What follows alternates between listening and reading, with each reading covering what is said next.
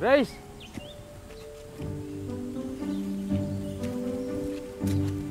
Kaya yun? Grace! Ate Grace!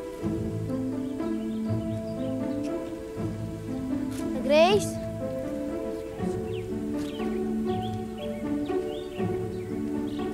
Tita Grace! Ito mo? Halika.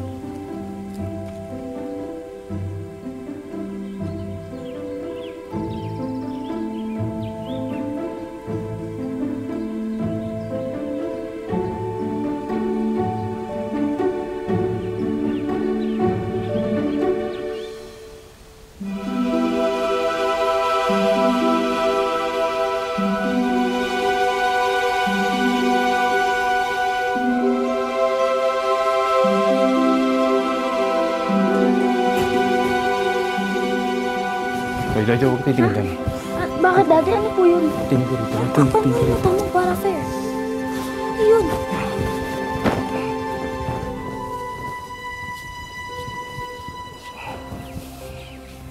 Grace, ano ba?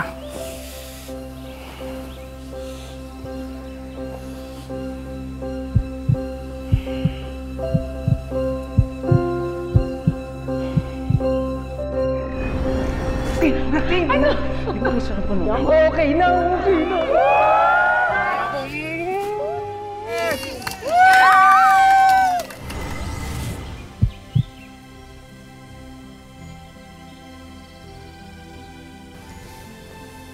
Madalas pala kayong mag-kiss at magyakapan ni Catherine.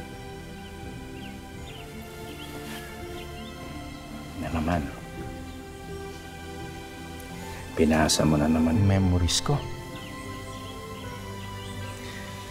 Grace, di ba sinabi ko sa'yo, huwag mong gagawin yun, magpapaalam ka muna. Hala, Tita Grace.